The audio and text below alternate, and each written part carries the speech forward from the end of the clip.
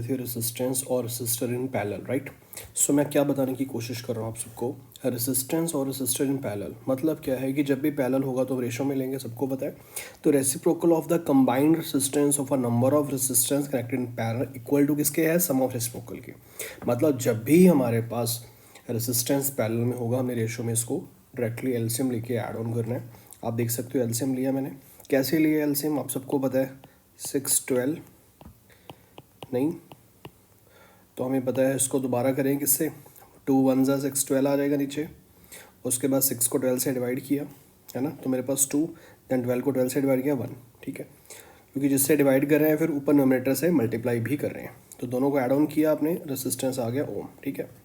उसके बाद नेक्स्ट आपके पास है number of resistance connected in a parallel combined resistance is less than smallest individual resistance.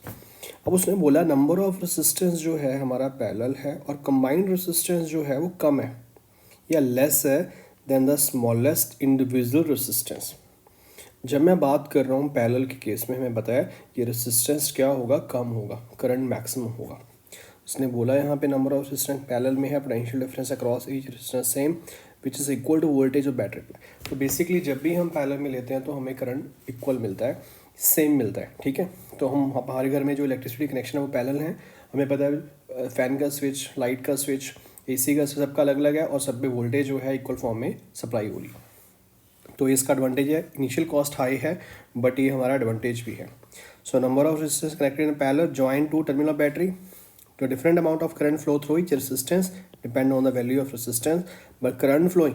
हाँ, अगर हम किसी इंडिविजुअल कनेक्शन पे लोड ज़्यादा डालते हैं तो उसका इफेक्ट सब पे पड़ता है। अगर ये लोड एज पर जो हमारे पास लोड आ रहा है उससे ज़्यादा होता है, जैसे हम कई बार हैवी अप्लायंस यूज़ करते हैं तो उसका इफेक्ट पड़ता है, ठीक है। हाँ जी। सो नेक्स्ट आपके पास आता है कि क्वेश्चन किस फॉर्म में आएगा। आप देखोगे दो पैरेलल केस हैं, है ना, तो वोल्ट मेरे पास है, करंट मेरे पास है। अब मैं देख रहा हूँ दो रेसिस्टेंस लगाए उसने और दोनों रेसिस्टेंस को कैसे डील कर रहे हैं, ऐड ऑन कर की फॉर्म में, ठीक है। करंट हमने देख लिया, फॉर्मूला आपने यूज़ कर लिया, दोनों को इंडिविजुअल लिया, ऐड ऑन किया और मेरे पास ये फॉर्मूला। अब उसने कहा 3 हैं तो क्या फ़र्क पड़ता है, 1 2 3 है, कोई फ़र्क नहीं पड़ता, सेम प्रोसेस है, रिपीट करेंगे और मेरे पास ये फॉर्मूला आ जाएगा, राइट। नेक्स्ट आपके पास है equivalent resistance when two resistance of 3 ohm and 6 ohm. आप देख सकते हो 3 भी है 6 भी है, दिख रहा है, तो मेरे पास वैल्यू आ गई। तो हमें पता है रेजिस्टेंस है 2 ओम। नेक्स्ट आपके पास है alongside total resistance of circuit, total current flowing, the potential difference across R1। तो हम R1 देख रहे हैं, 6 वोल्ट देख रहे हैं, R2 R3 भी देख रहे हैं, ठीक है। तो हमें क्या देखना है भी यहाँ पे, तो हमें लेना है इसको पैरेलल और इसको, इन दोनों को हमें लेना है सीरीज़ में। तो ध्यान रखना आपने, क्योंकि ये दोनों क्या है, रेशो फॉर्म में, ये दोनों क्या हैं, सम की फॉर्म में। तो आपने देखा जो R2 R3 था, इन दोनों को ऐड कर दिया। सबसे पहले रेसिस्टेंस फाइंड करना है, तो पहले हमने इसको सॉर्ट किया, वैल्यू फाइंड आउट कर ली। जो डाटा हमें गिवन था वो सब्स्टिट्यूट करेंगे। डाटा क्या गिवन है, बेसिकली यहाँ पे 8 है और ये 12 है। आपने पुट ऑन किया, मेरे पास R की वैल्यू आ गई कितनी, 4.8, ठीक है। और उसके बाद हमने दोनों को ऐड किया, तो दोनों को प्लस करेंगे सीरीज़ में, दोनों को प्लस। अब टोटल करंट निकालना है। टोटल करंट का मतलब क्या है, फॉर्मूला डायरेक्टली रखा, टोटल करंट किस फॉर्म में है, उसने कहा 6 वोल्ट है, मतलब ये भी कंडीशन है, ठीक है। तो मैंने देखा जो मेरे पास वोल्ट था और करंट है, रेजिस्टेंस है, उसके बेसिस पे हमने करंट निकाला। फिर हम बात करें पोटेंशियल डिफरेंस अक्रॉस R1। अब आपने देखा R1 की बात कर रहे हैं, R1 मेरे पास ये दोनों गिवन है। अब मैं इस डाटा के बेसिस पे क्या करूँगा, वोल्ट निकालूंगा, क्योंकि मुझे पता है कि जो चीज़ हमने फाइंड आउट कर रखी है अब हम V फाइंड आउट कर रहे हैं, ठीक है। सो नेक्स्ट आपके पास आता है, और ये कुछ क्वेश्चंस हैं जो हम चैप्टर क्लोज कवर होने के बाद शुरू करेंगे, ठीक है। नेक्स्ट आपके पास है डोमेस्टिक इलेक्ट्रिक सर्किट सीरीज और पैरेलल, मोस्ट इंपॉर्टेंट है। डोमेस्टिक में आपने देखा होगा पहले हम घर पे सप्लाई डायरेक्ट होती थी, एक ही तार से सारे कनेक्शंस पास ऑन करते थे, बट अब ऐसा नहीं होता, ठीक है। ये पहले का मतलब है बहुत टाइम पहले, जब इतनी टेक्नोलॉजी साइंस नहीं थी, ठीक है। तो हम बात कर रहे हैं जो हमारे घर पे डिज़ाइनिंग पर्पस के लिए या फिर दिवाली पे आते थे बल्ब, उनकी जो वायर्स हैं वो डायरेक्टली एक ही से कनेक्टेड होती थी, एक को शॉर्ट हो गया सारी शॉर्ट हो जाती थी। तो ये था सीरीज़ का ड्रॉबैक, बट अब ऐसा नहीं है, पैरेलल कनेक्शन आते हैं, ठीक है। ये तो एक जस्ट एग्जांपल है। इलेक्ट्रिक सर्किट बेसिकली है क्या, सीरीज़ और पैरेलल के केस हमें समझने हैं। सीरीज़ का ड्रॉबैक यही है कि लोड हमारा डिस्ट्रीब्यूट होता रहता है और जिससे क्या होता है, करंट इक्वल नहीं मिलता, ठीक है, क्योंकि जो पोटेंशियल रिक्वायर्ड है वो पूरा नहीं मिलता। जैसे यहाँ पे बोला भी इलेक्ट्रिक बल्ब 100,000 इलेक्ट्रिक बल्ब होते हैं डेकोरेटिंग बिल्डिंग्स में, ट्रीज में, फेस्टिवल्स में, दिवाली पे, मैरिज फंक्शन पे, है ना। Series circuit is a better because all the bulb connected series, ये तो फ़ायदा है, कंट्रोल करते हैं एक ही से। Series circuit also safer because current in it smaller. Problem क्या आ रही है लाइटिंग में, कि जब बल्ब फ्यूज़ हो रहा है तो सर्किट ब्रेक हो गया, ऑल बल्ब टर्न ऑफ, ये ड्रॉबैक है। तो इलेक्ट्रीशियन क्या करता है, लॉट ऑफ टाइम लेता है, फ्यूज़ बल्ब को रिप्लेस करता है ना, फिर रिस्टोर करता है, बट ये ड्रॉबैक है। पैरेलल में ऐसा नहीं है, पैरेलल से रिजॉल्व हो गया। तो एग्जांपल आपने बनाना भी है, स्विचेस भी दिखाने हैं, सप्लाई दिखानी है ना, बल्ब दिखाने हैं, फिर हम पैरेलल कनेक्शन की बात करें तो सेम चीज़ है। अब इंडिविजुअल स्विच दे रखे हैं सबके, जिसको कनेक्ट करना है कनेक्ट करो और ऑन करो। तो आपने देखा सर्किट बेटर है, बल्ब कनेक्ट कर दी हाउस में तो सेपरेट स्विच है सबके लिए, है ना, इंडिविजुअली ऑपरेट कर सकते हैं और ये इंपॉर्टेंट भी है। डिसएडवांटेज मैंने अभी आपको बता ही दिया, electrical appliance stop working due to some defect, all other appliance also stop working, बिल्कुल है ऐसा। Series circuit, all electric appliance have only one switch due to which they can not be turn on off separately. तो हम क्या देख रहे हैं, series circuit में electric appliance have only one switch, यहाँ पे सिंगल स्विच है sir, they can not be turn on off separately, तो हम इनको इंडिविजुअल सेपरेट ऑन ऑफ नहीं कर सकते। दूसरा, appliance do not gate the same voltage, बिल्कुल सबसे बड़ा ड्रॉबैक ये है, सबकी वोल्टेज अलग अलग होती है, इवन कम होती रहती है। सीरीज कनेक्शन इलेक्ट्रिक अप्लायंस में क्या यूज़ कर रहे हैं, उसने बताया यहाँ पे सर्किट इंक्रीज हो रहा है और करंट हमारा पावर सप्लाई लो है। अब ये एडवांटेज है, एडवांटेज का मतलब पैरेलल सर्किट तो है, अप्लायंस भी है, stop working due to some defect, है ना। नॉर्मली पैरेलल सर्किट है, अप्लायंस है, ऑन स्विच है, टर्न ऑन हो रहा है, ऑफ हो रहा है independently without affecting other appliance. Parallel circuit भी है, each electric appliance get the same voltage 220 as that of the power supply line. So in the parallel connection of electric appliance, overall resistance of the household circuit reduced to which the current from the power supply is high. तो क्या कहा उसने, in the parallel connection of electric appliance, तो parallel connection में ऐसा नहीं होता, क्या होता है, हाउस होल्ड सर्किट रिड्यूस्ड, क्योंकि करंट जो है पावर सप्लाई हाई होता है। बेसिकली क्या बताने की कोशिश की जाती है कि सबको जो रेटिंग है अप्लायंस की वो सेम आती है, मतलब हमें करंट ज़्यादा मिलता है, प्रॉपर फंक्शनिंग होती है जो हम अपने घर में प्रॉपर यूज़ करते हैं। तो मोस्टली हम ये वाला जो सबसे बड़ा एडवांटेज है हम इसको यूज़ करते हैं, इसी पर्पज़ से हम पैरेलल लेते हैं। अब आपने देखा इंपॉर्टेंट क्वेश्चन है कुछ, तो हम लास्ट में डिस्कस करेंगे। उसके बाद आता है इलेक्ट्रिक पावर। पावर होता है work done by time. Electric power आपके पास है, दिख रहा है, यूनिट क्या है इसके, वॉट, और वॉट क्या होता है, जूल बाय सेकेंड। पावर क्या है, rate of working 1 joule per second, हमें दिख रहा है kilo watt are, 1 kilo watt 1000 watt के इक्वल है, ठीक है। तो इलेक्ट्रिक पावर जस्टिफाई किसको, इलेक्ट्रिक एनर्जी जो कंज्यूम कर रहे हैं, electric power is electricity energy consume per second, दिख रहा है हमें।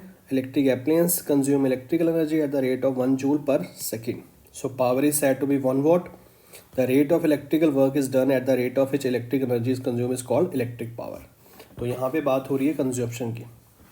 उसके बाद फॉर्मूला है वर्क डन बाय टाइम, तो हमें दिख रहा है ये नहीं, तो हम क्या बात बताने की कोशिश कर रहे हैं, this is work done. Work done के बाद हम देख रहे हैं पावर V इंटू आई, टाइम मेरे पास है, ठीक है। तो मैंने पावर की फॉर्म को सिंप्लीफाई करने की कोशिश की। अब वर्क डन का फॉर्मूला यहाँ रख दिया, जब फॉर्मूला रखा तो पावर आ गया V अपॉन आई, यहाँ पे मैंने यूज़ किया था। तो पावर का एक फॉर्मूला तो ये है, इलेक्ट्रिक पावर पोटेंशियल डिफरेंस और करंट के इक्वल है, ठीक है, जो फॉर्मूला है, मतलब वोल्टेज एंड करंट का प्रोडक्ट की बात कर रही है। मतलब पावर हम यूज़ कर रहे हैं हीटिंग पर्पज़ के लिए, जिसमें रेसिस्टर है जो डिपेंड किस पे करता है, पोटेंशियल डिफरेंस पे, टर्मिनल्स पे, क्योंकि करंट वहाँ से पास हो रहा है। पावर वोल्टेज इनटू करंट है, ठीक है। तो पावर वाट है, वोल्ट अम्पियर है, तो हमें पता है 1 volt is equal to 1 volt ampere, ठीक है।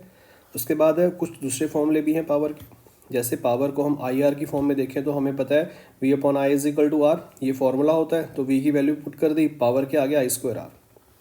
तो सेकंड फॉर्मूला जो है पावर का वो क्या है, power is equal to current square into resistance.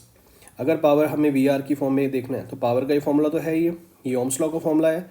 अब हमने I की वैल्यू को, I V बाई आर होता है, तो पुट कर दिया इसमें, तो पावर आ गया V² बाई आर। तो यहाँ से पावर पता चल रहा है इन्वर्सली प्रोपोर्शनल है रेजिस्टेंस के। सो फर्स्ट फॉर्मूला है P इंटू आई, सेकेंड है I square into R, third है V square by R. So power rating volt electric appliance, तो हम देख रहे हैं tubelight, bulb, radio set, fan, TV, refrigerator, iron, heater, washing machine, सब दिख रहा है हमें।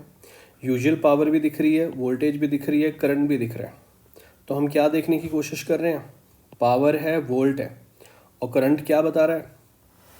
फॉर्मूला हमें पता है V इजिकल टू आई क्या है V बाई आर। सो आप देख सकते हो ये जो सारी चीज़ें हैं अप्लायंस हैं डिफरेंट पावर रेटिंग्स पे, बल्ब है, टीवी है, आयरनिंग है, हीटर है, पावर ऑफ वॉशिंग मशीन है ना। तो पावर का फॉर्मूला यूज़ किया, करंट आ गया मेरे पास। नेक्स्ट आपके पास है पावर वोल्ट। अब उसने पूछा है आपको किस फॉर्म में पूछा है, हमें पूछा है P और V दे रखा है, तो हमें उसके बाद निकालना क्या है, ये सबसे बड़ा इंपॉर्टेंट क्वेश्चन है। 220 है वॉट, तो आपने देखा भी जो फॉर्मूला दे रखा है रेजिस्टेंस कैलकुलेट करेंगे, पर यहाँ पे उसने पूछा पावर कंज्यूम 100 वाट्स, ये अलग अलग केसेस में बताना है। तो हमने कहा ठीक है, फर्स्ट केस के लिए 100 वाट है तो पुट कर दी वैल्यू, ठीक है। और उसके सेकेंड केस के लिए कितनी है, 75 है, ठीक है। तो सेकेंड केस के अकॉर्डिंग हम पुट कर देंगे, ठीक है, क्योंकि उसने पूछा है हमें सेकेंड केस पावर उसने फाइंड आउट करना है, पावर कितना कंज्यूम हो रहा है। पोटेंशियल मेरे पास है, रेजिस्टेंस जो मैंने निकाला था अभी है ना, तो हमने निकाल लिया, ठीक है।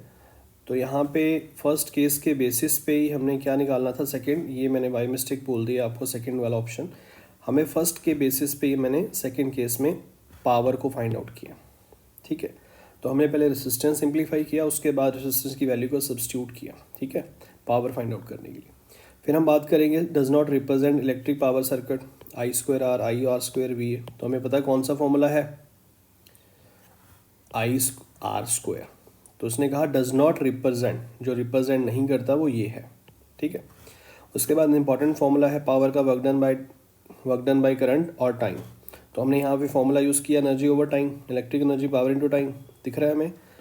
तो electric appliance given by the product of power rating and time. तो कौन कौन से फैक्टर हैं, अप्लायंस डिपेंड करता है पावर रेटिंग पे, दूसरा टाइम पे, ठीक है। तो amount of electric energy consume, electric appliance of 1 watt use for 1 hour. Commercial unit क्या है, कमर्शियल यूनिट है joule is amount of electrical energy consume, appliance of 1 watt power is use for 1 second, ठीक है। तो हमने देखा जो joule is amount electric energy consume हो रहा है, अप्लायंस 1 वाट पावर है जो 1 सेकेंड के लिए यूज़ हो रहा है। तो उसके बाद है 1 kilo watt, hour is amount of electric energy consume when electric appliance है power rating 1 kilo watt use for 1 hour. तो 1 किलो वाट आर जो है हमारा amount of electric energy consume कर रहे हैं, इलेक्ट्रिक अप्लायंस है 1000 watt is use for 1 hour. तो कमर्शियल यूनिट क्या एनर्जी का, किलो वाट आर। उसके बाद है relation between kilo watt hour joule. अगर हम रिलेशन की बात करें तो watt joule by second, kilo watt hour क्या है 1000 joule per second for 1 our. अगर हम आवर्स की बात करें 16 to 60, तो 1 किलो वाट क्या हो गया 36,000 जूल। ये क्या है कि 1 किलो वाट के अंदर 36,000 जूल है, ठीक है। उसके बाद हम क्या देख रहे हैं, प्रॉब्लम आ गया रेडियो 60 वाट, टाइम आपको दे दिया, इलेक्ट्रिक एनर्जी बतानी है, तो हमने फॉर्मूला यूज़ किया। हमें पता है जो डाटा गिवन है उसको सब्स्टिट्यूट करेंगे, वाट है, टाइम भी है। अब मेरे पास कितना है 3 kilo watt hour, 1 kilo watt में 3 में कितना होगा, ये 3 में है 1 में है। उसके बाद है energy power into time, power हमें दे रखा है, ठीक है। एनर्जी कितनी है 0.008 किलो वाट आवर। उसके बाद है एनर्जी कैलकुलेट करो, एम्पियर हमें पता है, रेसिस्टर हमें पता है, तो P है आई स्क्वायर आर, और उसके बेसिस पे हम क्या निकाल रहे हैं, पावर निकाल रहे हैं। और टाइम हमें पता है, एनर्जी पावर इनटू टाइम है, और ये क्या है एनर्जी। उसके बाद हम देख रहे हैं कॉस्ट कैसे निकालते हैं, जो हमारे घर में मीटर लगे हुए हैं उनकी कैसे कॉस्ट निकलती है। आपको बताया उसने 1 यूनिट इलेक्ट्रिसिटी कॉस्ट 3 रुपीज़ है, तो ये हमने मान लिया 1 kilo watt hour energy cost 3 rupees.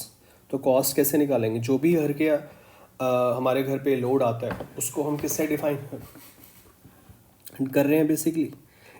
अगर हम बात 1 यूनिट की कॉस्ट 3 रुपीज़ है, अब जो घर पे लोड होता है बेसिकली कंजप्शन होती है, कैसे कैलकुलेट करें, तो क्वेश्चन दे रखा है हमें। क्वेश्चन में हमें जस्टिफाई करने की कोशिश करेंगे, refrigerator having power unit 350 10 hours a day, calculate the cost of electric energy of rate of month 30 day. तो रेट कैसे निकलेगा 340 अगर है किलो वाट आवर का। तो एनर्जी हमें पता है, फॉर्मूला यूज़ किया, ठीक है। उसके बाद फॉर्मूला यूज़ करेंगे तो कॉस्ट 1 की इतनी है, 105 की कितनी होगी, मान लो 10 रुपये यूनिट है तो 100 यूनिट का कितना होगा, सिंपली है, निकाल लेंगे हम। पर हमें ये देखना है कितने यूनिट कंज्यूम हो रहे हैं, तो हमें 30 डेज से डिवाइड करना पड़ेगा पर डे का यूनिट, एक दिन में कितना मिनट चल रहा है, ठीक है, मीटर हमारा कितना चल रहा है। उसके बाद बल्ब का रेटिंग हमें पता है, रेसिस्टेंस कैलकुलेट करना है। उसने बोला है such bulb for 4 hours electric energy बताओ कितनी कंज्यूम हुई है, रेट ये है। तो आपने कहा ठीक है।